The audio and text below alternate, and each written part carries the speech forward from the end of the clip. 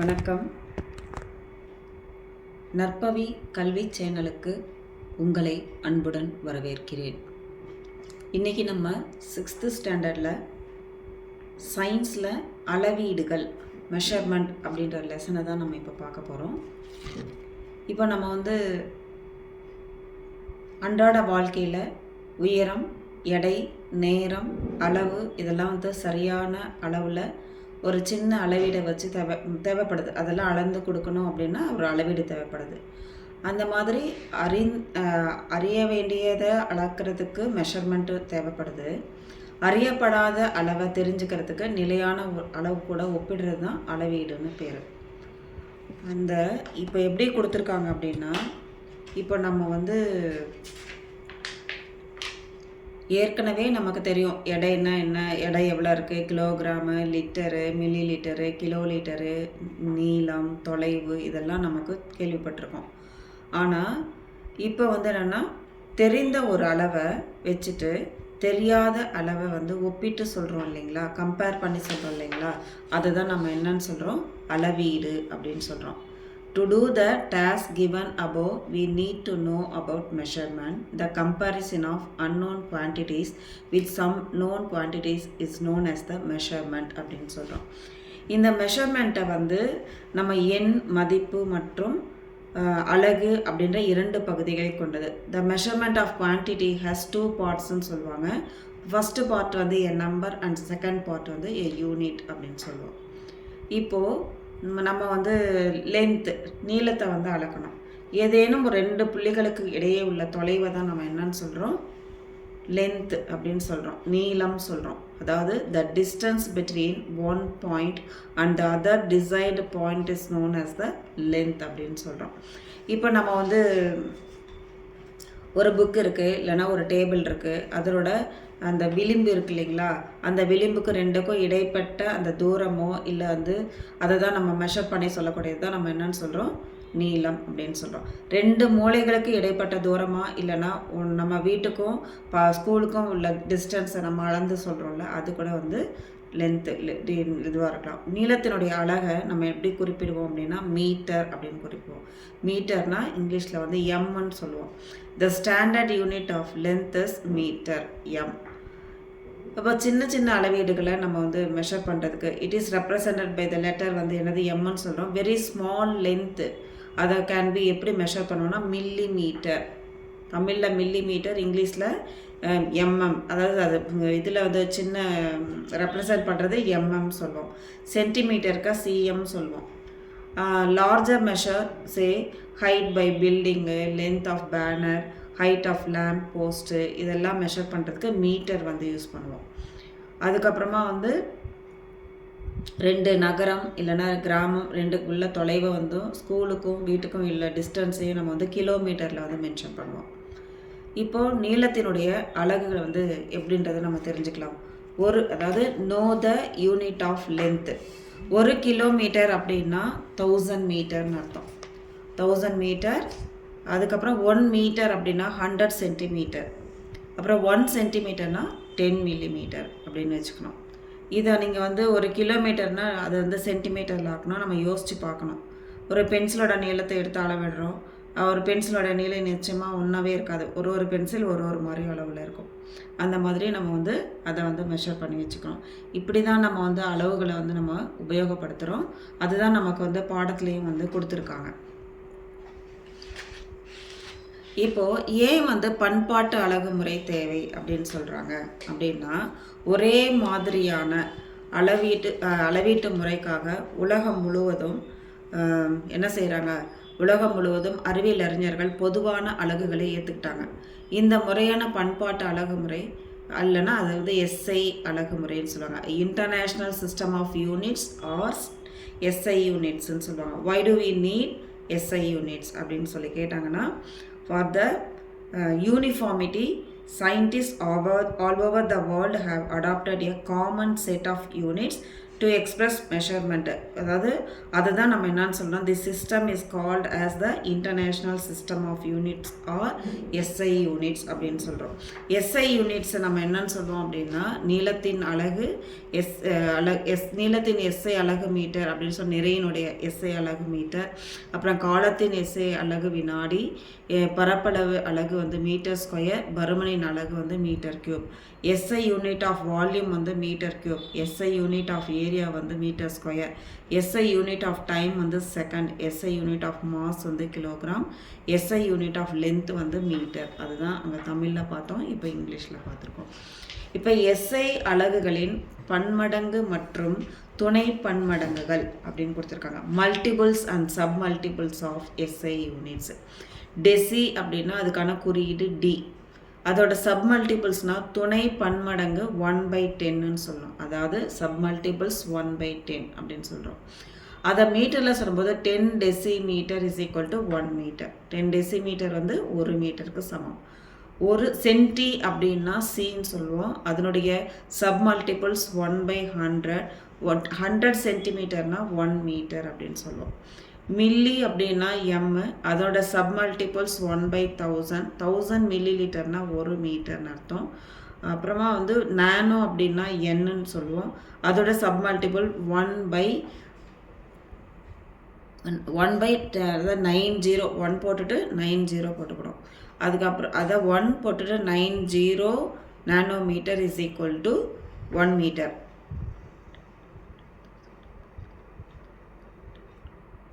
அதாவது 1 மில்லியன் வரும். அதுக்கு கிலோ அப்படின்னா கே, அதோட மல்டிபிள் எவ்வளோன்னா 1000.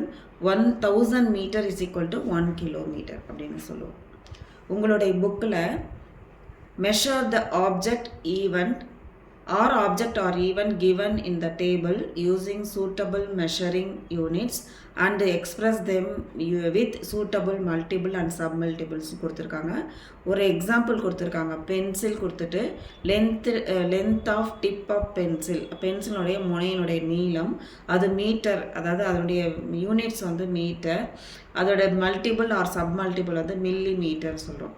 அடுத்தது லென்த் ஆஃப் பென்னு கொடுத்துருக்காங்க. பேனாவினுடைய நீளம் வந்து மீட்டர், அது மில்லி மீட்டர். அதே மாதிரி டிஸ்டன்ஸ் பிட்வீன் 2 சிட்டிஸ் கொடுத்துருக்காங்க. அது கிலோமீட்டர், அது வந்து மல்டிபிள்ஸ் வந்து மீட்டர்னு சொல்லுவோம். Mass of dry fruits in டேபிளில் கொடுத்துருக்காங்க. அது என்னதுன்னா கிலோமீட்டர், அது வந்து கிராம் சொல்லுவோம். மாஸ் ஆஃப் ஆர்னமெண்ட்ஸ் வந்து கிராம் தான், அதுக்கு மல்டிபிள்ஸ் சப் மல்டிபிள்ஸ் கிடையாது. Time taken to finish 100 metre ரேஸ்னால் கிலோமீட்டர் தான் சொல்லுவோம். அதுக்கு வந்து சப் மல்டிபிள்ஸ் ஆர் மல்டிபிள்ஸ் வந்து இல்லை. இந்த மாதிரி நீங்கள் படிக்கும் போதே இதை வந்து ஞாபகப்படுத்தி இது படிச்சுட்டு வந்து அந்த எக்ஸ்பெரிமெண்ட்லாம் சும்மா செஞ்சு பார்த்தீங்கன்னா உங்களுக்கு அது யூஸ்ஃபுல்லாக இருக்கும், ஈஸியாகவும் மனசில் பதியும். அளவீடுகளை துல்லியமாக அளவிடுதல். கரெக்டிவ் மெஷர் ஃபார் மெஷர்மெண்ட் அப்படின்னு சொல்லலாம். அளவிடுதல் அப்படின்னா எப்போதும் வந்து பர்ஃபெக்ஷனாக, அதாவது அக்யூரேட்டாக அதை கணக்கிடுறதுக்கு தான் அந்த முறையை தான் நம்ம சரியானதாக இருக்கும். அதுதான் வந்து அக்யூரேட் மெஷர்மெண்ட் தான் கரெக்டாக இருக்கும். அந்த அப்ரோச் தான் வந்து கரெக்டாக இருக்கும். That is always correct. In our day to day life approximation may not have much impact. ஆனால் இப்போ வந்து நம்மளுடைய தினசரி வாழ்க்கை பயன்பாட்டில் தோராயமாக அளவிட முடிவுகளில் நிறைய வந்து சேஞ்சஸ் வந்து மாற்றத்தை ஏற்படுத்தாமல் இருக்கலாம்.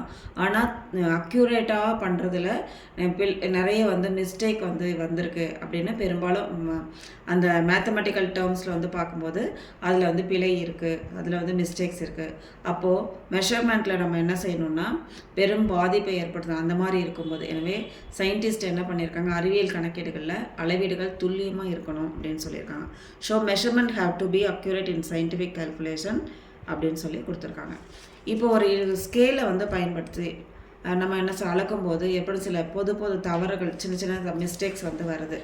ஒரு குண்டூசி நீளத்தை அளவுகோலை பயன்படுத்தி அளத்தல். ஒரு குண்டூசி வந்து ஒரு ஸ்கேல் வச்சு நம்ம மெஷர் பண்ணுறோம். அப்போது பண்ணும்போது சுழியிலிருந்து அளவிடுதல், அதாவது the head point of pin has to be coincide with 0 of the scale அப்படின்னு அதுலேருந்து நம்ம அளக்கணும். இந்த இதில் வந்து பார்த்திங்கன்னா நமக்கு வந்து 0 கொடுத்துருப்பாங்க. அந்த 0வில் தான் அதோடைய தலைப்பகுதி வரணும். அந்த குண்டூசியோட ரவுண்ட் பார்ட் வந்து வரணும், ஹெட் பாயிண்ட்டுன்னு சொல்லுவோம். அங்கே வச்சு தான் நம்ம வந்து அதை வந்து மெஷர் பண்ணணும். திருப்பி ஷார்ப்பான பாயிண்ட்டு இந்த பக்கமும் அப்படியே மாற்றி வைக்கக்கூடாது. count the number of centimeter and from there count the number of finer division. The count of the division is in millimeter. அதாவது முழுமையான சென்டிமீட்டருடைய எண்ணிக்கையை நம்ம கணக்கிடணும். அதுக்கப்புறம் ரொம்ப சிறிய பிரிவுகளையுடைய மில்லிமீட்டர் அளவையும் நம்ம வந்து மெஷர் பண்ணணும். அப்புறம் நமக்கு இந்த படத்தில் கொடுத்துருக்காங்க இல்லையா, குண்டூசியினுடைய நீளம் வந்து 2 சென்டிமீட்டர் 6 மில்லிமீட்டர்னு கொடுத்துருக்காங்க.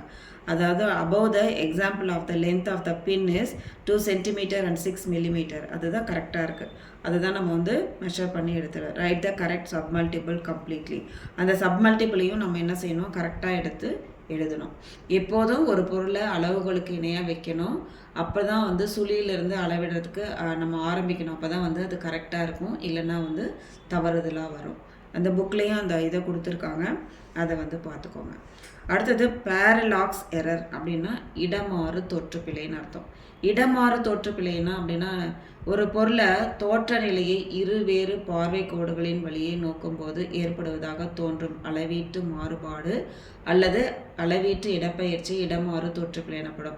இப்போ எங்கே என்ன கொடுத்துருக்காங்கன்னா, இந்த படத்தில் வந்து பார்ப்பதன் கீழ் நோக்கி செங்குத்தாக பார்க்குறாங்க. அந்த பார்க்குறது மூலிமா தோற்றப்பிழையை வந்து தவிர்க்கலாம்னு சொல்கிறாங்க. அதில் பேரலாக்ஸ் இது வந்து தவிர்க்கலாம், எரர் வந்து தவிர்க்கலாம்னு சொல்கிறாங்க.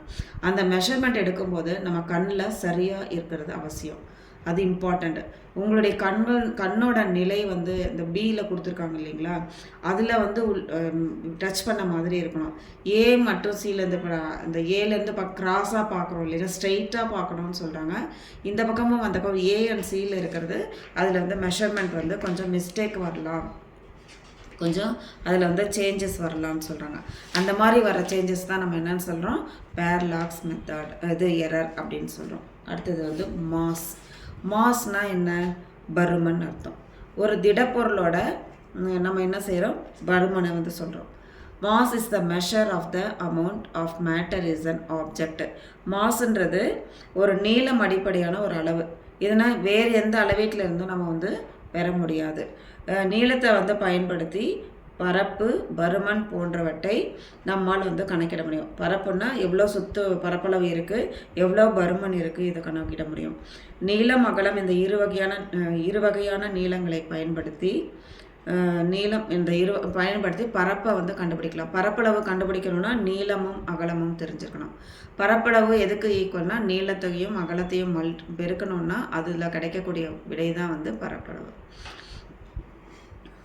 அடுத்தது இப்போ வந்து விளையாட்டு மைதானம் இதெல்லாம், கிளாஸ் ரூம் இதெல்லாம் இருக்குது, ப்ளே கிரவுண்ட் இதெல்லாம் இருக்குன்னா அதோடைய பரப்பளவு கணக்கிடணும் அப்படின்னா பருமன் என்பது ஒரு வழி அலகு.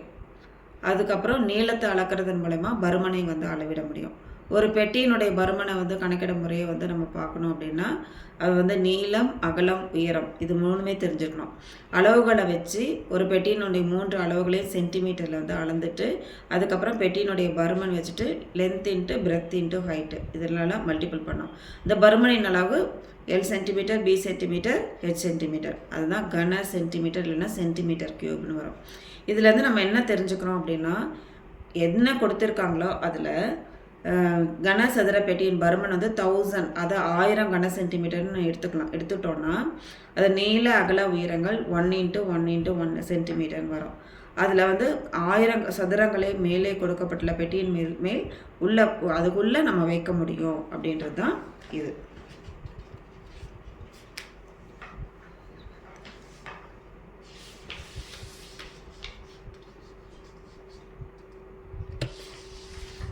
அடுத்தது உங்களுக்கு வந்து பீம் பேலன்ஸ் வந்து கொடுத்துருக்காங்க.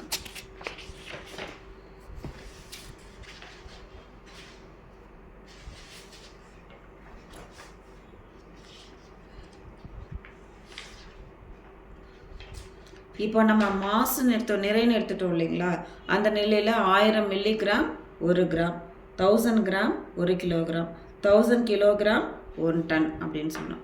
பொதுவாக வந்து தராசுன்னு சொல்லுவோம்ல, அதுதான் வந்து பீம் பேலன்ஸ். பீம் பேலன்ஸ்னால் we use beam balance to measure mass. ஒரு பொருளினுடைய நிறையை அளவிடணும் அப்படின்னா நம்ம வந்து தராசை வந்து யூஸ் பண்ணிக்கிறோம். A beam balance works by comparing the mass of an object known as called the standard mass. இப்போ ஒரு தெரிந்த ஒரு நிலையான ஒரு நிறை கூட ஒரு எடை கூட தெரியாத ஒரு பொருளினுடைய எடையை வந்து ஒப்பிட்டு பார்க்குறோம்ல, அந்த பொருளினுடைய நிறையை வந்து கணக்கிடுறோம்ல, அதுதான் வந்து ஒரு படித்தர நிறைன்னு சொல்லுவாங்க. அதுதான் வந்து ஸ்டாண்டர்ட் மாஸ் அப்படின்னு சொல்லுவாங்க. இப்போ எலக்ட்ரானிக் பேலன்ஸ்னால் மின்னணு தராசு. An electronic balance is a device used to find the accurate measurement of weight. ஒரு துல்லியமான எடையை வந்து நம்ம கண்டுபிடிக்கணும் அப்படின்னா அப்போ எலக்ட்ரானிக் மின்னணு தராசு கருவி வந்து பயன்படுது. அதுதான் எலக்ட்ரானிக் பேலன்ஸ் வந்து பயன்படுது. இப்போ it is used very commonly in laboratories for weighting chemical to ensure a precise measurement of those chemical for using in various experiment. இப்போ நம்ம லேப்லலாம் நம்ம எக்ஸ்பெரிமெண்ட் பண்ணும்போது பொதுவாக வந்து நம்ம என்ன செய்வோம்னா எலக்ட்ரானிக் பேலன்ஸை தான் யூஸ் பண்ணி எடையை வந்து ரொம்ப அக்யூரேட்டாக கண்டுபிடிக்கிறதுக்காக அதை யூஸ் பண்ணிக்கிறோம். இப்போ எலக்ட்ரானிக் மிஷினை வச்சு நம்ம ஃபுட்டு, மளிகை சாமான, ஆபரண பொருட்களுடைய எடையை கூட நம்ம என்ன செஞ்சுக்கிறோம். Electronic balance may also be used to weigh food, other grocery items and as well as jewellery. அடுத்தது டைம், காலம். நம்ம அன்றாட வாழ்க்கையில் பகல் இரவுன்னு மாறுறதையும் பருவங்கள் மாறுறதையும் பார்க்குறோம். இதிலேருந்து காலம் மாறுறதுன்றதை நம்ம புரிஞ்சுக்கிறோம். காலம் மாறுறதை எப்படி நம்ம அளக்கலாம் அப்படின்னா காலத்தை வந்து நம்ம கடிகாரத்தை அளவிடுறதுக்கு நம்ம கடிகாரம் பயன்படுது. கடிகாரத்தை பார்த்து நம்ம என்ன செய்கிறோம், நேரத்தை கணக்கிட நமக்கு தெரியும் இல்லைங்களா. நம்ம டெய்லி வந்து ஸ்கூல் போகும்போது, காலேஜ் போகும்போதோ, இல்லை வந்து படிக்கும்போதோ, இல்லை விளையாடும் போதோ நம்ம வந்து டைம் வந்து வச்சுக்கிறோம். அந்த டைமை வச்சு நம்ம என்ன செஞ்சுக்கிறோன்னா நம்ம வந்து இந்த டைமில் வந்து இது பண்ணணும். அம்மா சொல்லுவாங்க, இப்போ விளையாட போறியா, போய் 1/2 hourல வந்துடணும் அப்படின்னு. அப்போ நம்ம வந்து 4 o'clock ஆகுது, நீ 4:30க்கெலாம் வந்துடணும், இல்லைனா 5 o'clockலாம் வந்துடணும் அப்படின்னு சொல்லி அனுப்புவாங்க. அதுதான் வந்து டைம் மேனேஜ்மெண்ட். நம்ம வந்து time management is very important. எல்லாத்துக்குமே வந்து ரொம்ப இம்பார்ட்டன்ட். காலையில் எழுந்த உடனே நம்ம எல்லா வேலையும் பண்ணுறதுக்கு ஒரு டைமையும் எடுத்துகிட்டு ரொம்ப லேட் பண்ணிகிட்டே இருந்தோன்னா நம்மளுடைய மற்ற அன்றாட வேலைகளை நம்ம பண்ண முடியாது. அடுத்தது இப்போ உங்களுக்கு வந்து டூ யூ நோன்னு சொல்லிட்டு கொடுத்துருக்காங்க. முன்காலத்தில் வந்து பகல் நேரத்தை கணக்கிடுனா மணல் கடிகாரம், சூரிய கடிகாரத்தை பயன்படுத்தி நேரத்தை வந்து அளவிட்டாங்க. தரையில் நடப்பட்ட ஒரு குச்சியினோட நிழலை வச்சு நேரத்தை கணக்கிட்டாங்க. ஒரு சிறிய துளை உள்ள பாத்திரத்தை கொண்டு காலத்தை வந்து கணக்கிட்டாங்க. அதுக்கப்புறம் நீர் நிரம்பி ஒரு பெரிய கலனில் துளை உள்ள பாத்திரத்தை வச்சு அது மூழ்கும் நேரத்தை வந்து கணக்கிட்டாங்க. அதுக்கப்புறம் தான் கணக்கிடும் கருவியாக இதனை தான் வந்து கணக்கிடும் கருவியாக பயன்படுத்தி இருந்தாங்க. இதெல்லாம் கடிகாரங்கள் நேரத்தை தோராயமாக அளவிட உதவி புரிஞ்சது. நவீன காலத்தில் மின்னணு கடிகாரங்கள், நிறுத்த கடிகாரம் போன்ற உபகரணங்களை வந்து நேரத்தை துல்லியமாக கணக்கிட உதவுகிறது. இந்த earlier days people used sand clock and sundial to measure the passage of time during the daytime. The shadow caused by a stick can be used to estimate time. A vessel having a small hole is filled with sand and it is used as a clock. The sand is the vessel is allowed to come down and it is used to estimate the time. இதுக்காக தான் நம்ம வந்து இந்த மாதிரி இப்போ வந்து மின்னணு கடிகாரம், கிளாக் இதெல்லாம் வந்து யூஸ் பண்ணிகிட்ருக்கோம். இப்போ இதில் நமக்கு என்ன கொடுத்துருக்காங்க, இன்னும் நிறைய தெரிஞ்சுக்கணும் அப்படின்னா ஓடோமீட்டர்னு ஒன்று இருக்குது. அது தானியங்கி வாகனங்களை வந்து கடக்கும் தொலைவை வந்து டிஸ்டன்ஸை வந்து கணக்கிடுறதுக்கு இது பயன்படுது. And odometer is a device used for indicating distance travelled by an automobile வந்து யூஸ் பண்ணிக்கிறாங்க. The metric system or standard set of unit was created by the French in 1790. Matric முறை அலகு முறையும் திட்ட அலகு முறையும் 1970 பிரெஞ்சு அறிஞர்களால் உருவாக்கப்பட்டது. இப்போ மெட்ரிக் சிஸ்டம் யாரால் உருவாக்கப்பட்டது அப்படின்னு கேட்டாங்கன்னா நீங்கள் என்ன செய்யணும், பிரெஞ்சு அறிஞர்களால் உருவாக்கப்பட்டது அப்படின்னு எழுதணும். அதுக்கப்புறம் the ruler or scale used nowadays to measure length was invented by William Bedwell in the 16th century. நீளத்தை வந்து இப்போ தற்காலத்தில் பயன்படுத்தும் அளவுகளை பயன்படுத்தி 16ஆம் நூற்றாண்டில் வில்லியம் பெட்வெல் அப்படின்ற அறிஞர் வந்து கண்டுபிடிச்சிருந்தார்.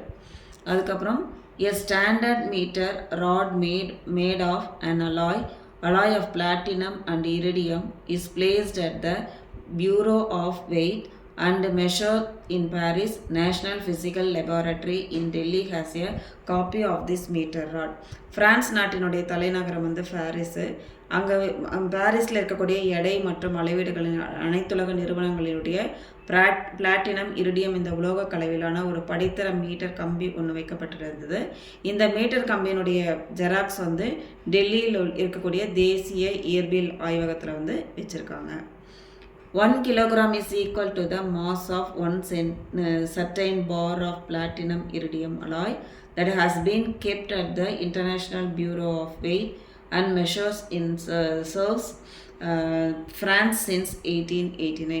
1 கிலோகிராம் அப்படின்னா ஃப்ரான்ஸில் இருக்கக்கூடிய செவ்ரஸ்ன்ற இடத்துல சர்வதேச எடை மற்றும் அளவீட்டுக்கான அனைத்துலக நிறுவனத்தினால 1889 நிறுவப்பட்ட பிளாட்டினம் இரிடியம் உலோக கலவையிலான ஒரு உலோக தண்டினுடைய நிறைக்கு சமமாக இருக்குது அப்படின்னு சொல்கிறாங்க. நியூமரிக்கலில் வந்து பார்க்கும்போது நமக்கு என்னென்னா, இப்போ வந்து 1 சென்டிமீட்டரில் எத்தனை மீட்டர் இருக்குது அப்படின்னு கேட்டாங்கன்னா, இப்போ இந்த மாதிரி கேட்பாங்க. 1 மீட்டரில் எத்தனை சென்டிமீட்டர் இருக்குது அப்படின்னா உங்களுக்கு புக்கில் வந்து எக்ஸாம்பிள் வந்து கொடுத்துருக்காங்க. அதை நீங்கள் வந்து பாருங்கள். பார்த்துட்டு பாயிண்ட்ஸ் டு ரிமெம்பர் அப்படின்னு சொல்லி கொடுத்துருக்காங்க. அதையும் வந்து நீங்கள் பார்த்தோம்னா இப்போ நம்ம பார்த்ததெல்லாம் உங்களுக்கு வந்து கிளியராக வந்து புரிஞ்சதுன்னா உங்களுக்கு வந்து படிக்கவும் ஈஸியாக இருக்கும். இப்போ வந்து இன்றைக்கி நம்ம வந்து என்ன பண்ணியிருக்கோம், TN 6th சயின்ஸ் யூனிட் 1ல் மெஷர்மெண்ட் லெசனை வந்து ஃபுல்லாக வந்து பார்த்துட்டோம். இந்த நோட்ஸ்லாம் வந்து உங்களுக்கு ரொம்ப யூஸ்ஃபுல்லாக இருக்கும்னு நினைக்கிறேன். லைக் பண்ணுங்கள், ஷேர் பண்ணுங்கள், சப்ஸ்கிரைப் பண்ண மறக்காதீங்க. நெக்ஸ்ட்டு பாடத்தில் உங்களை வந்து சந்திக்கிறேன். வாழ்க வளமுடன்.